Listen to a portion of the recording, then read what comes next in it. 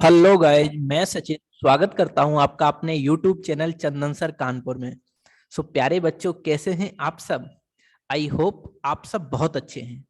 बच्चों, जैसा कि आप जानते हैं, डेली आपके लिए हमारे चैनल पर मैथ का एक शानदार सेगमेंट आता है जिसमें हम करते हैं टॉप 15 क्वेश्चनों की प्रैक्टिस।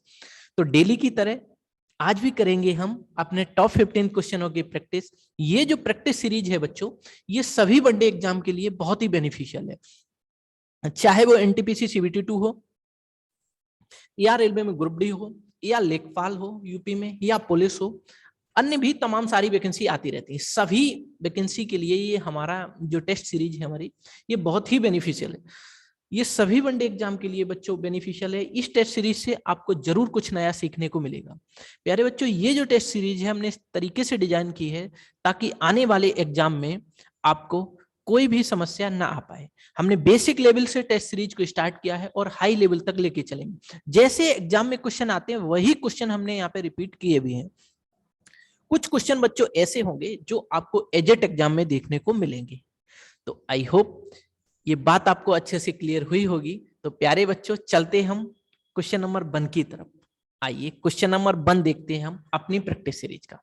आइए क्वेश्चन नंबर 1 जो है, किसी कपड़े के 34 सही 1/2 मीटर का मूल्य 1656 रुपए है, उसी कपड़े के 10 सही 1/4 मीटर का मूल्य बताइए। देखिए, जो बच्चों हमसे ये कहा गया है कि 34 सही 1/2 मीटर, इस कपड़े का जो मूल्य है, इतने मीटर कपड़े का जो मूल्य है वो कितना दिया जा रहा है? 1656। तो क्या हम यहां से 1 मीटर कपड़े का मूल्य निकाल पाएंगे? बिल्कुल निकाल पाएंगे। 1656, सॉरी यहां मैंने एक्स लिख दिया, ठीक है। 1656, क्या यहां में 1 मीटर कपड़े का मूल्य निकाल पाएंगे? बिल्कुल साहब, आप निकाल पाएंगे, ठीक है। जब आप 1 मीटर कपड़े का मूल्य यहां से निकाल पाओगे तो आप कैसे निकालेंगे? जरा यहां से देखिएगा। 1 मीटर जो कपड़े का मूल्य आएगा वो कितना आएगा, आइए समझ लेते हैं। 34 दूनी कितना हो गया? 68, और ये कितना हो गया? 59, ठीक है, वो सॉरी 69, 69। तो यानी कि 1656 बटे कितना हो जाएगा? 69 इंटू 2, ठीक है, क्योंकि ये वाला 2 ऊपर पहुंच गया। अब आप देख पा रहे होंगे कि 12 निम्मा 108, 12 अट्ठे 96, 12 निम्मा 108। अगर मैं यहाँ पे कैलकुलेट करता हूं तो 6 दूनी 12, तो लगभग ये अप्रोक्सीमेटली अगर मैं इसको काटते हैं तो ये कट भी जाएगा। आइए हम इसको कैलकुलेट कर लेते हैं, ठीक है। जैसे ही मैं इसको कैलकुलेट करता हूं तो हम कैसे करेंगे, एक काम और करिएगा इस चीज के लिए। अब ये क्या हो गया? 1 मीटर कपड़े का मूल्य हो गया कितना? 1656 बटे 69 इंटू 2, ये 1 मीटर कपड़े का मूल्य हो गया। कितने का? 1 मीटर का, ठीक है। अब मेरे को निकालना है इतने मीटर का, कितने का? 10 सही 1/4 का। तो 10 चौके 40 और 1 कितना हो गया? 41/4। आइए अब सीधा कैलकुलेट कर लेते हैं इसको। मैं यहां से काटा तो 2 दूनी 4, फिर मैंने 2 से इसको कैंसिल आउट किया तो 2 अट्ठे 16, 2 दूनी 4 और 2 तिया 6, 2 अट्ठे 16, 2 दूनी 4, 2 अट्ठे 16, सॉरी यहाँ पे 1 बच जाएगा 2 दूनी 4 के बाद, तो 2 अट्ठे 16। अब यहां से मैंने देखा 12 निम्मा 100, 12 छिंग 72, 72 और 10 कितना हो जाएगा? 82। ये लगभग 12 बार कट जाएगा, ठीक है। लगभग क्या 12 बार कट ही रहा है। तो 12 एकम 12, अब 12 का गुणा 41 में कर दिया मैंने, 12 एकम 12, 12 चौके 48 और 1 कितना हो गया? 49।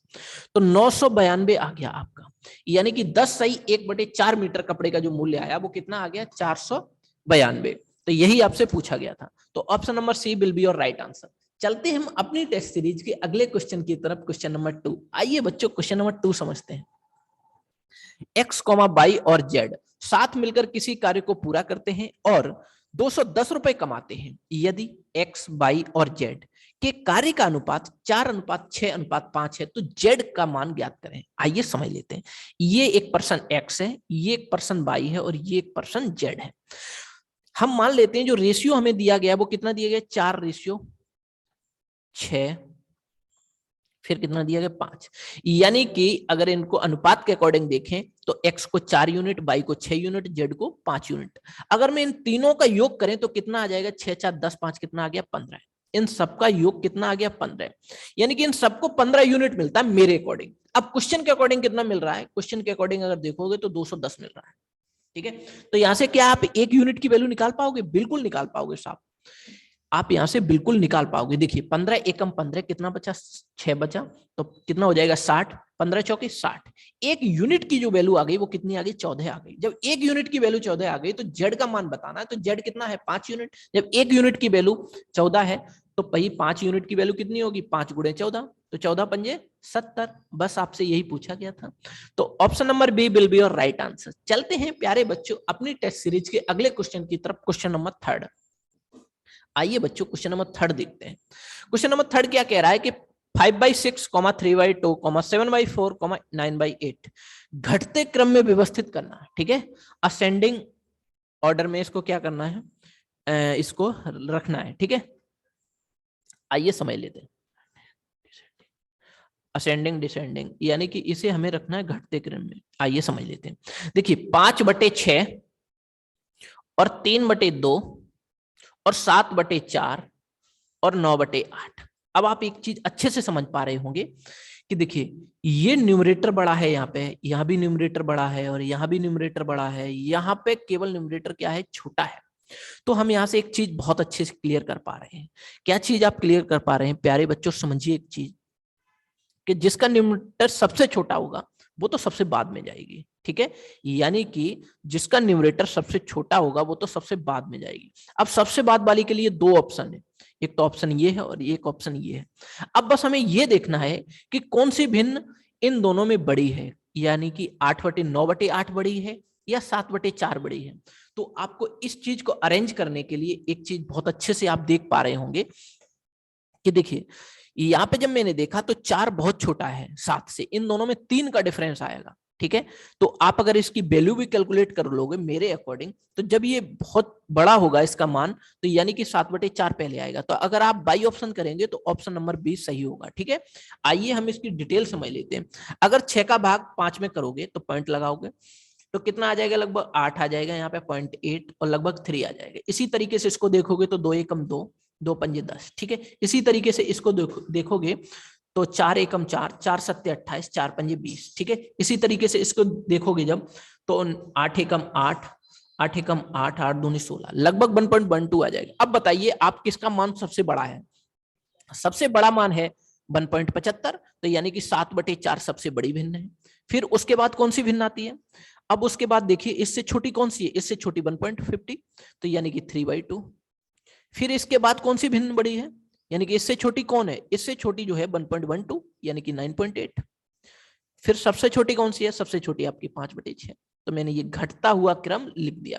तो यही आपसे पूछा गया था, इसलिए option number B will be your right answer. चलते हैं अपनी टेस्ट सीरीज के अगले क्वेश्चन की तरफ, क्वेश्चन नंबर 4। प्यारे बच्चों इस टेस्ट सीरीज से आपको जरूर कुछ नया सीखने को मिलेगा। ये से ही क्वेश्चन हमें एग्जाम में देखने को मिलते हैं जहां बच्चों को कंफ्यूजन होती है। तो आप अपनी कंफ्यूजन को दूर करने के लिए बने रहिए हमारे साथ चंदन सर कानपुर यूट्यूब चैनल पर। प्यारे बच्चों चलते हैं फिर अगले क्वेश्चन की तरफ, क्वेश्चन नंबर 4। क्वेश्चन नंबर 4 हमसे क्या कह रहा है, √72 प्लस रूट के अंदर फिर रूट है 72, फिर इस तरीके से सीक्वेंस चलता जा रहा है और ये चलता चला जा रहा है इन्फिनिटी तक। ओके, तो हमें क्या करना है, हमें ऐसे सवाल के लिए जो मेरा आंसर बनेगा वो मैं क्या करूंगा, ये जो 72 लिखा हुआ है रूट के अंदर 72, इसको ऐसे दो भागों में डिवाइड करिए जिसका अंतर 1 आए, क्योंकि इसके आगे यहाँ पे वैल्यू 1 है। ठीक है, जिसके आगे कुछ भी नहीं होता वहां पे 1 मान लेते। अगर यहाँ पे 2 लिखा होता है इस तरीके से तो हम क्या देखते, हम ये देखते ऐसे दो भागों में हमें इसे काटते, यानी कि इसके दो ऐसे फैक्टर करते जिसको घटाने पर या जोड़ने पर 2 आता। लेकिन यहाँ पे जब सिंबल प्लस का हो तब हमें जोड़ने पर, यानी कि इन दोनों नंबरों को जोड़ने पर तो कितना नंबर आना चाहिए, 2 आना चाहिए। इस तरह सॉरी घटाने पर ही 2 नंबर आना चाहिए। ठीक है, अगर यहाँ पे प्लस होगा तो बड़ी वैल्यू लेंगे, अगर यहाँ माइनस होगा तो छोटी वैल्यू लेंगे। ओके, एक बार फिर से हम इस क्वेश्चन को रिपीट करते हैं। अगर यहाँ पे कोई संख्या न दी जाए, इस तरीके से दिया जाए, तो इसका मतलब यहाँ पे 1 होता है। ठीक है, तो हम क्या करेंगे, इस 72 को ऐसे दो भागों में डिवाइड करेंगे जिससे कि उन दोनों का अंतर भी कितना आना चाहिए, 1 आना चाहिए। तो हमने देखा 9×8 = 72। अगर यहाँ पे प्लस का सिंबल है तो बड़ी वाली संख्या ले लेना, अगर यहाँ पे माइनस सिंबल सपोज दैट होता तो हम क्या करते, 8 आंसर करते। तो आपका यहाँ पे क्या है, प्लस, तो इसलिए आपका जवाब तो बन गया 9।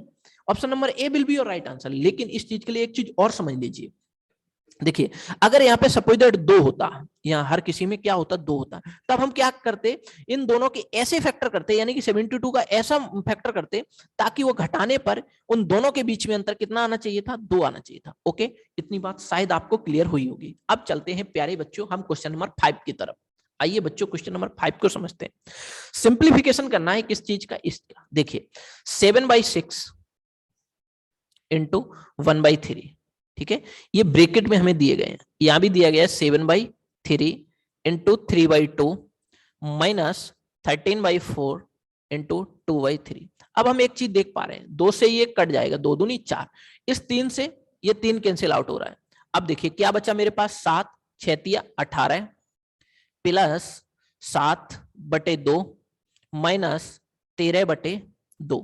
अब जरा देखिएगा इसमें डिनोमिनेटर कितना है, 18। क्या हम इसको 18 कर लें तो ये बराबर हो जाएंगे, बिल्कुल हो जाएंगे। इसे 18 बनाने के लिए मेरे को क्या करना पड़ेगा, 9 से गुणा यहाँ करोगे तो 9 से ऊपर भी करना पड़ेगा, ताकि तभी तो ये भिन्न सेटिस्फाई हो पाएगी। बिल्कुल।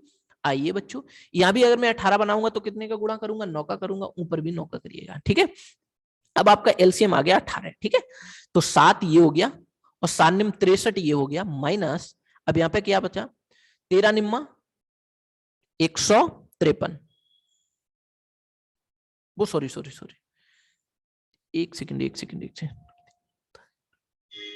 13 निम्मा 117, 13 निम्मा 117। जब 13 निम्मा 117 आ गया, अब आपको क्या करना है, आपको एक चीज देखनी है कि 63 और 7 कितना हो गया, यहाँ पे हो गया भाई मेरे 80। जब यहाँ पे 80 हो गया तो अब मैंने देख लिया यहाँ पे 80 हो गया, सॉरी सॉरी सॉरी, ऊपर 9 है, यहाँ पे 3 दूनी 6 आना चाहिए था। एक सेकंड, ये क्वेश्चन एक बार फिर से देख लेते हैं हम। देखिए ये जो 7/6 दिया गया है, एक सेकंड, वही तो मैं कह रहा था कहीं गड़बड़ हो रहा है ये। आइए समझ लेते एक बार फिर से हम इस क्वेश्चन को। 7/3 इंटू 3/2 माइनस 13/4 इंटू 2/3। आइए समझ लेते एक बार फिर से। 2 दूनी 4, ठीक है।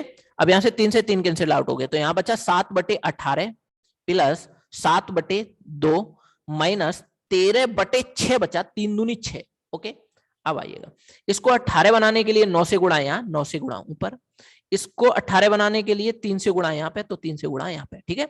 अब आपका बच्चा कितना नीचे आ गया, 18, ऊपर बच्चा 7 और 7 निम्न 63। अब 13 निम्न जो 117 कर रहे थे वो गलत कर रहे थे हम लोग, क्योंकि यहाँ पे हमने 3 ले लिया था, 2 ले लिया था सॉरी, तो इसलिए हम गलती वहां कर रहे थे, ठीक है। तो 13 कितना हो गया, अब यहाँ पे 39 हो गया। तो आप देख पा रहे थे 80 में से जैसे मैं 39 घटाऊंगा तो कितना बचेगा, 31 बचेगा। तो 31/18, तो 31/18 ही आपका जवाब होगा। Option number A will be your right answer. चलते हैं अपनी टेस्ट सीरीज के अगले क्वेश्चन की तरफ, क्वेश्चन नंबर 6। आइए बच्चों क्वेश्चन नंबर 6 को समझते हैं। दो संख्याएं 7:11 के अनुपात में है, यदि संख्याओं के बीच का अंतर 32 है तो सबसे बड़ी संख्या ज्ञात करिए। देखिए दो संख्याएं हैं मेरे पास, एक तो संख्या 7 और दूसरी संख्या है 11। इन दोनों के बीच का अंतर कितना है, मेरे अकॉर्डिंग इन दोनों के बीच का अंतर आ रहा है 4, 7 4 11, 4 आया। लेकिन क्वेश्चन के अकॉर्डिंग कितना दिया जा रहा है, 32 दिया जा रहा है। तो आपको क्या एक यूनिट की वैल्यू मिल जाएगी, बिल्कुल मिल जाएगी साहब, 4 8 32, तो एक यूनिट की वैल्यू कितनी आ गई, एक यूनिट की वैल्यू आ गई 8। अब आपसे पूछा क्या जा रहा है, आपसे ये पूछा जा रहा है तो सबसे बड़ी संख्या बताइए। तो इन दोनों में बड़ी संख्या कौन सी है, 11 बड़ी है। तो जब एक यूनिट की वैल्यू 8 है तो 11 यूनिट की वैल्यू कितनी होगी, यानी कि 11 इंटू 8 कितना हो जाएगा, 11 8 88। ओके, तो आपका जो सही जवाब होगा वो 88 होगा, यानी कि option number C will be your right answer. चलते हैं अपनी टेस्ट सीरीज के अगले क्वेश्चन की तरफ प्यारे बच्चों, क्वेश्चन नंबर 7। आइए क्वेश्चन नंबर 7 को समझते हैं। एक टावर के शीर्ष का उन्नयन कोण किसी खम्भे के आधार और शीर्ष से क्रम से 30 डिग्री और 60 डिग्री है। खम्भे की ऊंचाई अगर 10 मीटर है तो टावर की ऊंचाई ज्ञात करिए। आइए बच्चों इसको समझते हैं। ये ट्रिग्नोमेट्री के हाइट एंड डिस्टेंस का क्वेश्चन है, ट्रिग्नोमेट्री के हाइट एंड डिस्टेंस का, ठीक है। यहां इस चैप्टर से ये क्वेश्चन है, आइए समझ लेते हैं इस क्वेश्चन को। देखिए एक ये मान लीजिए सपोज दैट ये क्या है, ये टावर है, ठीक है, इसे मैंने मान लिया टावर, ठीक है, ये टावर है और एक खम्मा है कोई इस तरीके से, एक पोल है, ठीक है, ये क्या है, एक पोल है, ये पोल है। अब मैंने ये देखा कि जो ये खम्मा है इस तरीके से दो एंगल बन रहे हैं इसके, एक तो यहाँ पे शीर्ष से और एक इसके भूतल से यानी कि धरातल से, ठीक है। तो इसने बोला है कि उन्नयन कोण किसी खम्भे के आधार और शीर्ष से क्रम से, तो आधार और शीर्ष से क्रम से, यानी कि ये लाइन भी हम खींच सकते हैं, बिल्कुल खींच सकते हैं। तो आधार से पहले बन रहा है तो पहला वाला कितना कोण बन रहा है 30 डिग्री, और शीर्ष से जो बन रहा है, यानी कि देखो इस जो खम्भे का शीर्ष है यही तो है, और इस खम्भे का आधार यही तो है, बिल्कुल है। तो आधार से 30 डिग्री और शीर्ष से उसके से 60 डिग्री बन रहा है कोण। अब हमसे ये बोला गया है कि जो इसकी ये हाइट है यानी कि खम्भे की, वो हमें दी गई है 10 मीटर। तो हमसे प्यारे बच्चों ये पूछा गया है कि आप इस टावर की हाइट बताइएगा, ठीक है। तो हमें इतनी हाइट तो ऑलरेडी गिवन है ही है, ये वाली हाइट। तो हमें निकालनी क्या होगी, ये वाली हाइट निकालनी पड़ेगी, ये वाली, ठीक है। आइए इसको समझ लेते हैं। अगर ये हाइट निकालनी है तो आपको एक डायरेक्ट तरीके से भी आप जा सकते हैं, ठीक है। वो डायरेक्ट तरीका क्या है, देखिए एच हाइट निकालनी है तो H into cot theta one, cot theta one upon cot theta one minus cot theta two, ठीक है। अब हमने ये एच जो दिया वो हाइट दी, कितनी हाइट है, मैंने सपोज दैट मान ली 10 मीटर, ये है ही है 10 meter, 10 meter into cot theta one, यानी कि जो थीटा वन की वैल्यू है वो कितनी दी जा रही है, जो थीटा वन की वैल्यू है वो 30 डिग्री दी जा रही है। और आप सब जानते हैं कॉट 30 की वैल्यू कितनी होती है, कॉट 30 की जो वैल्यू होती है √3 होती है। तो आप डायरेक्ट लगा सकते हो कॉट 30 की वैल्यू √3 अपॉन नीचे क्या हो जाएगा √3 minus cot theta two, cot theta two कितना है 60 डिग्री, तो 60 डिग्री की वैल्यू कितनी होती है, कॉट 60 की डिग्री की वैल्यू होती है 1/√3। इसको ही मैं सिंप्लीफाई करना है इसको, बस इसको सिंपल कर लीजिए। आइए समझ लेते हैं, इसकी कैलकुलेशन करते हैं। तो 10√3 अपॉन नीचे क्या हो जाएगा, जैसे ही √3 हम एलसीएम लेंगे तो √3 से √3 की मल्टीप्लाई करोगे तो 3 आ जाएगा, 3 माइनस 1 करोगे तो यहाँ पे 2 आ जाएगा, ये जो √3 होगा वो ऊपर पहुंच जाएगा। ओके, आइए समझ लेते हैं। अब यहाँ पे 3 √3 की जैसे ही मल्टीप्लाई √3 में करोगे वैसे क्या बन जाएगा, 3 बन जाएगा। तो 3 × 10 कितना हो जाएगा 30 बटे कितना है 2, तो 2 से जैसे ही आपने कैंसिल आउट इसको किया तो कितना आ गया 15 मीटर। तो आपके जो टावर की ऊंचाई है वो आपको मिल गई कितनी, 15 मीटर। तो आपका option number A will be your right answer. इस क्वेश्चन के करने के कई एक और भी मेथड है, ठीक है बच्चों। आपको ये मेथड थोड़ा सा शॉर्ट मेथड है, इसलिए आप इसको यूज कर सकते हो। चलिए बच्चों अब चलते हैं क्वेश्चन नंबर 8 की तरफ। आइए बच्चों क्वेश्चन नंबर 8 को समझते हैं कि एक बंदर और एक गधे ने एक दौड़ में भाग लिया। बंदर 6 किलोमीटर पर घंटे की गति से दौड़ा, लेकिन गधे ने 1 मीटर पर सेकंड की गति से उल्टी दिशा में दौड़ना शुरू कर दिया। 5 मिनट बाद उनके बीच की दूरी क्या होगी। देखिए एक था भाई बंदर, ठीक है, एक कौन था, एक था मंकी, इसे मान लीजिए मंकी है,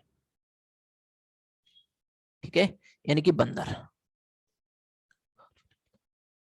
और एक था गधा, सॉरी सॉरी गधा, ठीक है। गधा तो वैसे ही गधा होता है। इसने क्या किया, बंदर ने और गधे में एक दौड़ हुई, तो दौड़ होते ही क्या हुआ, बंदर जा रहा था इस दिशा में और गधा किस दिशा में दौड़ने लग रहा है, इस दिशा में, उल्टी दिशा में जा रहा था गधा, ठीक है। आइए समझते हैं, जो बंदर की स्पीड थी वो क्या थी, जो बंदर की स्पीड थी वो थी भाई मेरे 6 किलोमीटर पर घंटे, और ये जो गधा था इसकी जो स्पीड थी वो क्या थी, 1 मीटर पर सेकंड थी, ठीक है। अब इसकी जो स्पीड है वो मीटर पर सेकंड में, इसकी स्पीड क्या है किलोमीटर पर घंटे में, दोनों की यूनिट सेम करनी पड़ेगी। जब दोनों की यूनिट सेम करोगे तो हम क्या करेंगे, ऑप्शन की तरफ नजर मारेंगे, आखिर ऑप्शन दिए किसमें, मीटर में दिए जा रहे हैं, तो हमें ये स्पीड मीटर पर सेकंड में कन्वर्ट करनी पड़ेगी। तो जैसे ही मैंने 6 किलोमीटर पर घंटे को मीटर पर सेकंड में बदला तो 5/18 से हमें गुणा करनी पड़ेगी। तो 6×3 = 18, 5/3 आ गई, किसकी स्पीड आ गई 5/3, बंदर की स्पीड आ गई। अब आप एक बात और समझ लीजिए, जब हम रिलेटिव स्पीड निकालते हैं यानी कि एक पर्सन इधर जा रहा हो दूसरा पर्सन इधर जा रहा हो, तो जो रिलेटिव स्पीड होती है वो क्या हो जाती है, ऐड हो जाती है दोनों की स्पीड है, ठीक है, वही बन जाती है रिलेटिव स्पीड। और अगर दोनों ही सेम डायरेक्शन में जा रहे हो तो हम क्या करते हैं, रिलेटिव स्पीड निकालने की उन दोनों में अंतर देख लेते हैं, यानी कि घटा देते हैं। ओके, इतनी बात शायद आपको क्लियर हुई होगी। तो ये दोनों ही बंदर और गधा दोनों ही अपोजिट डायरेक्शन में है, इसलिए क्या हो जाएगी, स्पीड जुड़ जाएगी। तो रिलेटिव स्पीड इन दोनों की क्या आ जाएगी, इन दोनों की जो रिलेटिव स्पीड आएगी वो 5/3 +1, ओके, तो यहां से हम निकाल पाए ये दोनों की रिलेटिव स्पीड आ गई। और क्या बोल रहा है आगे, ये बोल रहा है 5 मिनट बाद उनके बीच की दूरी कितनी हो जाएगी। तो जब ये दोनों 5 मिनट तक दौड़ेंगे तो दूरी कितनी बन जाएगी। अब ये मिनट है, 5 मिनट को सेकंड में बदलने के लिए क्या करना पड़ेगा, 60 से गुणा करना पड़ेगा। तो 5 छक्के 30 यानी कि 300 सेकंड बन जाएगा। ठीक है, सॉरी 5 छक्के 30, केवल 5 ही मिनट है तो 30 बन जाएगा। नहीं 300 ही बनेगा, 300 ही बनेगा, 60 गुणे 5 300 ही बनेगा, 300 ही बनेगा। ठीक है, आइए जब 300 सेकंड बन गया, अब इसको मैं सॉल्यूशन कर लेते हैं। ठीक है, अब ये क्या हो गई चाल इंटू ये क्या हो गई समय, चाल इंटू समय बराबर दूरी होती है। ठीक है, आइए मैं डिस्टेंस को देख लेते हैं फिर। तो यहाँ पे कितना हो गया, 5 और 3 8, 8/3 गुणे कितना हो गया 300। तो 300 जैसे ही मैंने इसको कैलकुलेट किया तो यहां से कितना आ गया 800 मीटर। बस आपसे यही पूछा गया कि बंदर और गधे के बीच की दूरी कितनी है, तो वो 800 मीटर होगी। तो 800 meter, option number C will be your right answer. चलते हैं अपनी टेस्ट सीरीज के अगले क्वेश्चन की तरफ, क्वेश्चन नंबर 9। आइए बच्चों क्वेश्चन नंबर 9 को देखते हैं। एक बंदर एक खम्मा जो 21 मीटर ऊंचा है पर 1 मिनट में 6 मीटर चढ़ता है तथा अगले मिनट में 3 मीटर फिसल जाता है, तो बंदर को खम्मे की चोटी पर पहुंचने में लगा समय ज्ञात करिए। देखिए एक कोई खम्मा है ये, ठीक है, और इस खम्मा पर बंदर चढ़ता है। जो इस खम्मे की ऊंचाई है वो दी जा रही है हमें 21 मीटर। ओके, ये जो पोल है इसकी ऊंचाई हमें दी जा रही है कितनी, 21 मीटर। और बंदर क्या करता है कि 1 मिनट में 6 मीटर चढ़ जाता है और अगले मिनट लगते ही वो 3 मीटर फिसल जाता। तो आप बताइए प्यारे बच्चों कि जब वो 1 मिनट में 6 मीटर चढ़ेगा, ठीक है, और जैसे ही अगली मिनट स्टार्ट होगी वैसे ही वो 3 मीटर नीचे आ जाएगा। तो फाइनली उसने 1 मिनट तो यहां लिया, 1 मिनट यहां लिया, 1 मिनट में दूरी कितनी कवर कर पाया, यानी कि पोल पर चढ़ कितना पाया। तो हमने देखा 1 मिनट में वो चढ़ पाया 6 और ये चढ़ा था और 3 नीचे आ गया। तो यानी कि हम समझ पाए यहां भी 1 मिनट उसने वेस्ट कर दिया, यहां भी 1 मिनट वेस्ट किया, यानी कि 2 मिनट में वो फाइनली कितना चढ़ पाया, 3 मीटर चढ़ पाया। जब वो 2 मिनट में 3 मीटर चढ़ पाया, अब आपको एक चीज और समझनी है। देखिए जैसे ये 21 मीटर की लंबाई का एक खम्मा था, ठीक है, अब बंदर को मेरे को ये देखना है कि जो वो लास्ट छलांग लेगा, यानी कि लास्ट मिनट में जो चढ़ेगा, यानी कि वो 1 मिनट में 6 मीटर चढ़ेगा, तो जो लास्ट मिनट में जैसे ही वो 6 मीटर चढ़ेगा और यहां बैठ जाएगा, फिर तो नीचे फिसलेगा नहीं। तो आप क्या करिएगा कि 21 में से पहले 6 कम कर लीजिए। जैसे ही आपने 21 में से 6 कम किया तो 15 बन गया। ठीक है, अब मेरे को 15 मीटर की दूरी कवर करनी है पहले तो। अब आप बताइए 15 मीटर की अगर मेरे को दूरी कवर करनी है तो मेरे को क्या करना पड़ेगा। ठीक है, यहाँ पे कितने की गुणा करनी पड़ेगी ताकि ये 15 बन जाए, 3 की, यहाँ पे 5 की गुणा करनी पड़ेगी 3 में, बिल्कुल करनी पड़ेगी। जब यहाँ पे 5 की गुणा की है तो यहाँ भी करनी पड़ेगी आपको समय में, 5 दूनी 10। अब आपने एक चीज और देख ली, यानी कि 15 मीटर की दूरी चढ़ने में उसने 10 मिनट का समय लिया, और एक वो लास्ट टिप जो लास्ट बार में ये चढ़ेगा, लास्ट छलांग, वो भी 1 मिनट की होगी, तो उसको भी हम यहाँ पे ऐड कर देते हैं। तो टोटल जो फाइनली समय लगेगा उसको कितना मिनट लगेगा, 11 मिनट का समय लगेगा। तो option number C will be your right answer. चलते हैं अपनी टेस्ट सीरीज के अगले क्वेश्चन की तरफ, क्वेश्चन नंबर 10। आइए बच्चों क्वेश्चन नंबर 10 को समझते हैं। क्वेश्चन नंबर 10 हमसे ये कह रहा है कि एक निश्चित धनराशि 3 वर्षों में 2500 रुपए और 8 वर्षों में 4750 रुपए हो जाती है, तो मूलधन ज्ञात करिए। देखिए 3 वर्षों में कितनी हो जाती है, 3 वर्षों में 2500 रुपए हो जाती है, ठीक है, और 8 वर्षों में कितनी हो जाती है, 8 ईयर में 4750 रुपए हो जाती है। अब मेरे को एक चीज यहां समझ में आ रही, इन दोनों के बीच में कितने साल का अंतर है, इन दोनों के बीच में 5 साल का अंतर है। तो इन दोनों के बीच में कितने रुपए का अंतर आ रहा है, हम जरा यहां से देख लेंगे। जैसे मैंने इन दोनों के बीच में अंतर देखा तो मेरे को अंतर समझ में आ गया कि आपने ऐसे कर लीजिए, यहाँ पे 4750 में से जैसे ही आप इन दोनों को घटाओगे 2500, सॉरी, तो यहाँ पे आप देख पा रहे कितना आ जाएगा, 2250 रुपए आ जाएगा। इन दोनों के बीच में कितना अंतर आया आपके पास, 2250 आ गया। ठीक है, जैसे ही आपके पास 2250 रुपए आया, ये जो 2250 रुपए का अंतर आया है 2250, ये कितने साल में आया, 5 साल में। तो 1 साल में कितना होगा, ठीक है, हम यहां से निकाल लेते हैं। 5 चौके 20, 5 पचम 25, यानी कि 450 रुपए का अंतर आएगा 1 साल में। यानी कि ब्याज हमें 450 रुपए मिलता है 1 साल का।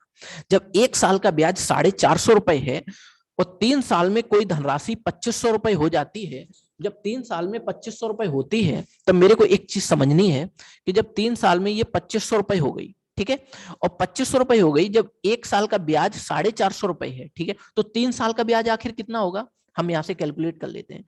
यहां से जैसे मैंने कैलकुलेट किया तो 3 पंजे 15, 3 चौके 12 और 1 13, 1350 रुपए हो गए। कितना, क्या, ब्याज। यानी कि जब 1350 रुपए ब्याज है तो वो 1350 रुपए में यहां से घटा दूंगा। जैसे ही मैंने इसको घटाया तो यहाँ पे बचा 5, यहाँ पे बचा 1 और यहाँ पे बचा 1। 1150 रुपए आपने क्या किया था, उधार दिया था किसी को, ठीक है, तो वो आपका 3 साल में 2500 रुपए हो गया था। ठीक है, तो ब्याज कितना बचा 3 साल में, जब मैंने 3 साल का ब्याज कैलकुलेट किया तो 1350 रुपए ब्याज हो गया और 1150 रुपए आपने दिए थे, तो टोटल कितने हो गए, 2500 रुपए हो गए। तो आपको फाइंड आउट क्या करना था, मूलधन करना था। तो मूलधन मेरे को मिल गया 1150 रुपए मैंने उधार दिए थे किसी पर्सन को, तो इसलिए option number B will be your right answer. चलते हैं अगले क्वेश्चन की तरफ, क्वेश्चन नंबर 11। आइए बच्चों क्वेश्चन नंबर 11 को समझते हैं। एक टैंक की तली में एक छेद है, टैंक की मरम्मत कर देने के बाद यह 3.5 घंटे में भर जाएगा। ठीक है, अभी इसमें इससे आधा घंटा ज्यादा समय लगता है, यानी कि जब टंकी में छेद होता है तब उसे 3.5 घंटे से आधा घंटा ज्यादा लगता है। यानी कि जब टंकी में छेद होता है तो वो 4 घंटे लेती है, और जब टंकी का छेद बंद कर दिया जाता है तो वो 3.5 घंटे में टंकी भर जाती है। यदि टैंक भरा हुआ हो तो उस छिद्र से इसे खाली होने में कितना समय लगेगा। देखिए ऐसे समझिएगा, ये एक टंकी है और ये टंकी में ये सपोज दैट ये एक होल है।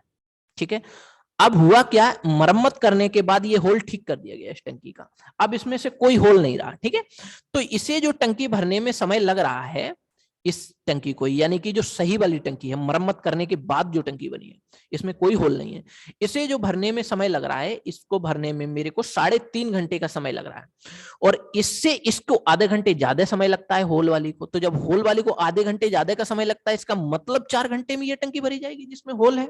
बिल्कुल, अब आप समझिएगा बात को, आइए समझ लेते हैं। देखिए, तो टोटल अगर मैं क्षमता देखूंगा तो 4, 2 3 6 और 1 7 बटे 2 इंटू 4 अब बटे। अब मेरे को यह देखना है कि यदि टैंक भरा हुआ हो तो उस छिद्र से कितने समय में खाली हो जाएगा। ठीक है, जब छिद्र से खाली हो जाएगा तो यानी कि हमने ये देखा कि छिद्र से खाली होगा तो 7 बटे 2 माइनस 4, तो 4 दूनी 8, यानी कि 1 बटे 2 की दर से वो खाली करेगा। ठीक है, तो यहां से देखा तो 2 दूनी 4, 7 दूनी 14, ठीक है, तो 14 बटे 2 हो गया। तो 14 बटे 2 को जैसे ही आपने कैलकुलेट किया, ये 14 बटे कितना हो जाएगा, 2 हो जाएगा। ठीक है, 14 बटे सॉरी 1 बटे 2 होगा, फिर 14 अपॉन में 1 है, ये 1 बटे 2, तो ये 2 ऊपर पहुंच जाएगा, तो कितना हो जाएगा 28 घंटे। तो आपका जो सही जवाब होगा वो क्या होगा, 28 घंटे। Option number B will be your right answer. चलते हैं अगले क्वेश्चन की तरफ, क्वेश्चन नंबर 12। आइए बच्चों क्वेश्चन नंबर 12 को समझते हैं। 3 संख्याओं का अनुपात 3:5:8 है और उनका योग 48 है। यदि पहली और तीसरी संख्या में 3 जोड़ दिया जाए और दूसरी संख्या से 3 घटा दिया जाए तो इस प्रकार प्राप्त संख्याओं का अनुपात क्या होगा। आइए समझते हैं। 3 संख्याएं हैं, ठीक है, एक है 3, दूसरी है 5 यूनिट और तीसरी है 8 यूनिट। इन तीनों का योग कितना हुआ, इन तीनों का जो योग होगा वो 5 3 8 8 16 हो जाएगा। ठीक है, 16 हो गया। अब क्वेश्चन कह रहा है कि इन तीनों का योग कितना है, 48 है, 48 है। ठीक है, तो एक यूनिट की वैल्यू कितनी आ गई, 16 3 48। जब एक यूनिट की वैल्यू 3 आ गई तो क्या हम रियल में इन तीनों संख्याओं को बता पाएंगे, बिल्कुल बता पाएंगे, क्योंकि अभी ये संख्या रेशियो में है। जब ये रेशियो में है तो अगर मैं परफेक्ट इनकी संख्याएं बताना चाहें तो आप बता पाएंगे, क्योंकि एक यूनिट की वैल्यू 3 है, यानी कि एक रेशियो का मान 3 है। तो 3 रेशियो का मान कितना होगा, यहां से देखिएगा 3 रेशियो का मान कितना हो जाएगा, 3 3 9, 3 पंजे 15 और 3 अट्ठे 24, यानी कि पहली संख्या 9, दूसरी संख्या 15 और तीसरी संख्या 24 है। ठीक है, अब क्या बोला जा रहा है, आगे आगे ये बोला जा रहा है और तीसरी संख्या में 3 जोड़ दिया जाए। जब मैं तीसरी संख्या में 3 जोड़ूंगा तो कितना बन जाएगी, ये 27 बन जाएगी। और क्या बोला जा रहा है, और दूसरी संख्या से 3 घटा दिया जाए। जब मैं दूसरी संख्या से 3 घटाऊंगा तो ये बन जाएगी 12। और क्या बोला जा रहा है, पहली संख्या में कोई बात नहीं बोली जा रही, तो 9 की 9 रहेगी। ठीक है, अब इनका अनुपात क्या होगा, तो मैंने देखा अब 9, 12 और 27 का अनुपात बन गया। इसे मैं और सिंपल रेशियो में कन्वर्ट कर पाऊंगा, 3 3 9, 3 चौके 12, 3 निम 27। तो जो आपका रेशियो बनेगा फाइनली वो 3 4 और 9 का बन जाएगा। तो आपसे यही बात पूछी गई थी, तो 3 4 और 9 का, सॉरी कहीं कोई दिक्कत तो नहीं है, 3 3 9, तो 9 बन गया यहाँ पे, और यहाँ पे 12 बन गया, यहाँ पे 3 27 बन गया, 3 ही 3, इसमें से 3 घटाया जा रहा था दूसरी संख्या से, तो मैंने 3 घटा दिया, 12, 3 तिया 9, 3 चौके 12 और 3 निम 27, तो आपका ये 3 4 9 बन रहा है, तो ये होगा यहाँ पे 3 4 9। ठीक है, option number B will be your right answer. चलते हैं अगले क्वेश्चन की तरफ, क्वेश्चन नंबर 13। आइए 13 क्वेश्चन को समझते हैं। 5% नमक युक्त नमक के विलयन में 8 लीटर मात्रा में से 1 लीटर पानी बाष्पीकृत कर दिया जाता है। ठीक है, तो बचे हुए विलयन में कितने प्रतिशत नमक है? आइए बच्चों समझ लेते हैं कि 8 लीटर टोटल मिश्रण है, 8 लीटर में 5% क्या है? नमक है। परसेंटेज हटाओगे नीचे 2 जीरो लेके आओगे। अब उसमें से हुआ क्या, 1 लीटर पानी बाष्पीकृत हो गया, तो कितना विलयन बचा? 7 लीटर। ठीक है, तो इसमें बोला जा रहा है कितने प्रतिशत नमक है, सपोज दैट x प्रतिशत नमक है, तो हमने ये दोनों कैंसिल आउट कर दिए। जब मैंने देखा यहाँ पे, तो ये क्या हो जाएगा, या तो आप परसेंटेज को ही मान सकते थे। ठीक है, तो 5 अट्ठे कितना हो जाएगा? 40, 40/7, 40/7% ही x की वैल्यू आ गई। बस इतनी सी बात पूछी गई, वेरी सिंपल क्वेश्चन। तो option number C will be your right answer. चलते हैं अपनी टेस्ट सीरीज के अगले क्वेश्चन की तरफ, क्वेश्चन नंबर 14। आइए इसको समझ लेते हैं। ये बोर्ड मास का क्वेश्चन है, मैंने आपको कल बताया भी था, और कि हमें ये बोर्ड मास के रूल में क्या याद रखना है, ब्रैकेट का सबसे मोस्ट इंपोर्टेंट ध्यान हमें रखना है। ब्रैकेट में एक चीज हमें बहुत याद रखनी है कि ब्रैकेट 3 प्रकार का होता है। एक तो होता है बिग ब्रैकेट, एक होता है करली ब्रैकेट, एक होता है स्मॉल ब्रैकेट, यानी कि बड़ा ब्रैकेट, मंझला ब्रैकेट और छोटा ब्रैकेट। आइए समझते हैं, बड़ा ब्रैकेट कौन सा होता है? बड़ा ये वाला होता है। और मंझला कौन सा होता है? ये वाला होता है। ठीक है, छोटा कौन सा होता है? ये। तो सबसे पहले जो सॉल्यूशन करेंगे वो छोटे ब्रैकेट की करेंगे, फिर मंझले की करेंगे, फिर बड़े की करेंगे। ओके, आइए समझ लेते हैं। छोटा ब्रैकेट ये है और ये है। अब इन दोनों में जैसे मैं मल्टीप्लाई कराऊंगा यहां से, तो मेरे को एक चीज निकल के मिल पा रही है। यहाँ पे 2 का गुणा जैसे मैं 1 में कराऊंगा तो 2 ही आएगा, और माइनस माइनस क्या हो जाएगा? प्लस। तो यहां से मिल गया मेरे को 2। अब मैंने छोटे ब्रैकेट को सोल्व कर लिया, मैं करली ब्रैकेट की तरफ आ गया, यानी कि मझले ब्रैकेट की तरफ आ गया। जैसे मैंने मझले ब्रैकेट में देखा तो 5 और 2 कितना निकल के आया? 7। यानी कि मैंने ये पूरा जब सॉल्यूशन किया मंझले वाले ब्रैकेट में, ये पूरे ब्रैकेट के, इसका पूरा का सॉल्यूशन कितना आया? 7 आया। ठीक है, जैसे मैं आगे बढ़ा तो आगे बढ़ने के बाद मल्टीप्लाई में 11 और मिल गया, तो 11 सत्ते कितना हो गया? 77। Very simple question. तो option number D will be your right answer. चलते हैं अपनी टेस्ट सीरीज के लास्ट क्वेश्चन की तरफ, आज की क्लास का अंतिम क्वेश्चन, क्वेश्चन नंबर 15। आइए, एक पर्स में मौजूद पैसों में से 1/5वां हिस्सा निकाल देने पर शेष बची राशि का 1/12वां हिस्सा 7.40 रुपए है। तो आरंभ में पर्स में कितनी राशि रुपए में थी? आइए समझ लेते हैं। एक थैला था, ठीक है, एक बैग है, इसमें क्या था, इस बैग में एक कुछ रुपए हमारे पड़े हुए हैं। ठीक है, उस रुपए में हुआ क्या, मैंने 1/5 हिस्सा इसका निकाल दिया। ठीक है, 1/5 मैंने निकाल दिया। ठीक है, और फिर क्या किया, बची हुई जो राशि थी उसका 1/12 हिस्सा देखा। जो बची हुई शेष राशि थी, यानी कि रिमेनिंग पार्ट में जब मैंने देखा तो उसका 1/12वां हिस्सा देखा, रिमेनिंग पार्ट का 1/12 हिस्सा देखा, तो हमें कितने रुपए मिले? 7.40, यानी कि 7 रुपए 40 पैसे मिले। तो हमें यह बताना है कि प्रारंभ में उस पर्स में कितने रुपए थे। आइए समझते हैं सवाल को। देखिए, मान लीजिए कि प्रारंभ में रुपए x थे। अब हुआ क्या कि x का, अब इसमें से ये बोला गया है मौजूद पैसों में से 1/5वां हिस्सा निकाल दिया, तो मौजूद पैसे सपोज दैट x थे। अब जो इसमें से 1/5 हिस्सा निकालूंगा तो x का 1/5 निकालूंगा, x का 1/5 का मतलब हुआ x/5। ओके, अब ये निकालने के बाद इसका निकला हुआ भाग हो गया। अब निकालने के बाद इसका 12वां भाग, देखिए मेरे पास सपोज दैट बैग में x रुपए थे, x में से x/5 मैंने निकाल दिए, तो बचे हुए पैसे रह गए। बिल्कुल, उस बचे हुए भाग का 1/12 भाग निकाल लिया, उसका जो मान है वो 7 रुपए 40 पैसे है। ओके, आइए समझते हैं इसको। मैं क्या लेता हूं, कैलकुलेट। तो यहां से करेंगे तो 5x में से 1x चला जाएगा, तो 4x बटे कितना बचेगा? 5। ठीक है, 1/12। अब यहां से आप समझ पा रहे होंगे, 3 चौके 4 तिया 12। ठीक है, अब यहाँ पे देखिएगा 7 दशमलव कितना हो जाएगा? 40। ठीक है, तो यहाँ पे देख पा रहे हैं 5 तिया 15। जब x/15 हो जाएगा तो बटे का गुणा यहाँ पे हो जाएगा 0। 15 चौके कितना हो जाएगा? 60। अब 15 सत्ते 105, 105 और 6 कितना हो जाएगा, 111। ठीक है, अब दशमलव कितने के बाद है, 2 के बाद, तो 2 के बाद मैंने दशमलव लगा दिया।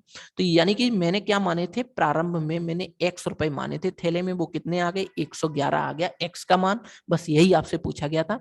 तो आरंभ में 111 रुपए मेरे पर्स में थे। प्यारे बच्चों, आपको ये प्रैक्टिस सीरीज कैसी लगी ये हमें कमेंट करके जरूर बताएं। अगर हमारा वीडियो पसंद आया हो तो प्यारे बच्चों इसे ज्यादा से ज्यादा लाइक करें, अपने दोस्तों में इसे शेयर करें और चैनल सब्सक्राइब करना बिल्कुल नहीं भूलें, और चैनल के पास बने ये बेल आइकन को भी प्रेस करें ताकि अगले वीडियो आने से पहले आपको नोटिफिकेशन मिल जाए। तो प्यारे बच्चों, आप बने रहिए हमारे साथ चंदन सर कानपुर यूट्यूब चैनल पर। इसी तरीके से बेहतरीन क्वेश्चन में आपको कराते रहेंगे और कुछ नया सिखाते रहेंगे। तो आज के लिए मैं इतना ही रखता हूं, मिलते हैं नेक्स्ट वीडियो में अगली टेस्ट सीरीज के साथ। तब तक के लिए टेक केयर, खूब पढ़ें, मन लगा के पढ़ें। All the best, love you all.